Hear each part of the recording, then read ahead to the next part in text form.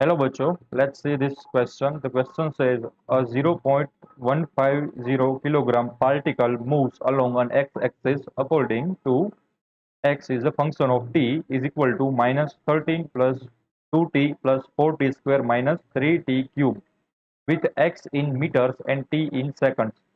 In unit vector notation, what is the net force acting on the particle at t is equal to 2.6 second? तो हमें कोई एक M मास का particle given है and उसकी मास की वैल्यू भी गिवन है। तो यहाँ पर लिख देता हूँ m is equal to 0.15 kg and उसकी जो ट्रेजेक्टरी है यानी कि मान लो कि ऐसे ऐसे मूव कर रहा है, हमें पता नहीं, बट उसकी जो ट्रेजेक्टरी है वो इस इक्वेशन से गिवन है। ट्रेजेक्टरी का मतलब क्या होता है कि वो किस पाथ पर कैसे मूव करेगा, राइट।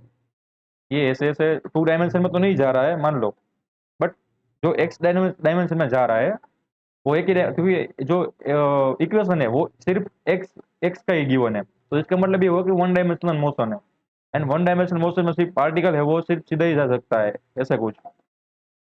तो किसी भी टाइम पर उसने कितना डिस्टेंस ट्रैवल किया होगा वो हमें गिवन है। तो वो हमें गिवन कैसे है, x of t function of time which is equal to -13 plus 2t plus 4t square minus 3t cube. तो हम किसी भी टाइम पर पार्टिकल कहाँ पहुंचा होगा रेफरेंस पॉइंट के रिस्पेक्ट में वो हम बता सकते हैं इस इक्वेशन से। तो हमें फाइंड क्या करना है कि ये पार्टिकल जब t is equal to 2.6 second पर कहीं पर भी पहुंचा हो, मान लो कहीं भी पहुंचा हो, एक्स डिस्टेंस पे पहुंचा हो, कहीं भी पहुंचा हो, वो हमें निकालना नहीं है, but time t is equal to 2.6 second हुआ हो एंड उस पर कितना फोर्स लगेगा वो हमें फाइंड करना है। एफ की वैल्यू हमें फाइंड करनी है, तो ये हमारा टास्क है। तो हम इस प्रॉब्लम में जो की कंसेप्ट यूज करने वाले हैं वो क्या होगा, वो होगा Newton Newton's law of motion या न्यूटन फोर्स लॉ भी बोल सकते हैं, ठीक है। तो हमें पता है कि फोर्स इज इक्वल टू क्या होता है, एम ए होता है, मास टाइम एक्सेलरेशन। अब एक्सेलरेशन की वैल्यू कैसे गिवन होती है, एक्सेलरेशन की वैल्यू होती है D square x upon d T square, यानी कि जो पोजीशन होता है या फिर पोजीशन का कोई भी फंक्शन होता है उसका डबल डेरिवेटिव होता है, वो होता है एक्सेलरेशन। तो हमें एक्स की वैल्यू गिवन है, उसका हम डबल डेरिवेटिव करेंगे तो हमारे पास एक्सेलरेशन मिल जाएगा एंड हमें मास भी गिवन है तो इवेंचुअली फोर्स भी मिल जाएगा। तो एक्सेलरेशन फाइंड करते हैं, देखिए ए इज इक्वल टू क्या होता है d two x upon d t square. अब एक्स की जगह पर क्या हम लिख सकते हैं, और डबल डेरिवेटिव कैसे भी लिख सकते हैं, ठीक है, D of D T times D x by D T. ये वेलोसिटी हमें पता है, बट वेलोसिटी की कोई रिक्वायरमेंट है नहीं, हम डायरेक्ट फॉर्मूला यूज करेंगे, राइट।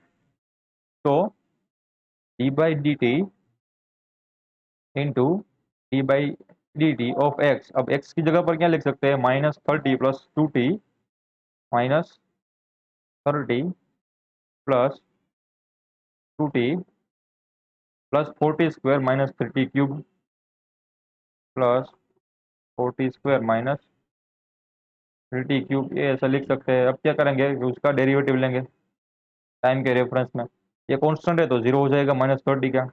अब 2t का डेरिवेटिव क्या होगा, टी के रेफरेंस में 2 ही मिलेगा। 4t स्क्वायर का डेरिवेटिव क्या होगा, ये 4 ऐसा एज इट इज रहेगा। 2 उसकी पावर है वो आगे आएगी एंड एक पावर कम हो जाएगी तो यहाँ पर t आएगा, माइनस सेम यहाँ पर भी होगा, यहाँ पर होगा 3 × 3, मैंने डायरेक्ट लिख दिया 9t स्क्वायर। तो ये फर्स्ट डेरिवेटिव है। अब सेकंड डेरिवेटिव लेते हैं, तो सेकंड डेरिवेटिव में 2 निकल जाएगा, तो 2 की वैल्यू क्या आ जाएगी, जीरो आ जाएगी यहाँ पर डेरिवेटिव लगे तो। यहाँ पर कितना आएगा 4 टाइम्स 2, यहाँ पर एक एक ही टी है, तो टी का अपने ही रेफरेंस फ्रेम में जो डेरिवेटिव होगा वो जीरो होगा, सॉरी 1 होगा, तो यहाँ पर सिर्फ 8 आएगा। Eventually D T by D T हो जाएगा, ठीक है, और कोई दिक्कत वाली बात नहीं यहाँ पर। एंड यहाँ पर क्या होगा 9 × 2 हो जाएगा क्योंकि टी के स्क्वेयर है, तो 2 पावर आगे आ जाएगी एंड 9 से मल्टीप्लाई होगी, तो 9 टाइम्स 2 18 हो जाएगा एंड यहाँ पर बचेगा टी। तो यहाँ पर हमारे जो एक्सेलरेशन की वैल्यू मिली ऐसी कुछ मिली 8 माइनस 18 टी। अब हमें फोर्स किस टाइम पर निकालना है, तो यहाँ पर एफ इज इक्वल टू क्या होगा, एम ए होगा,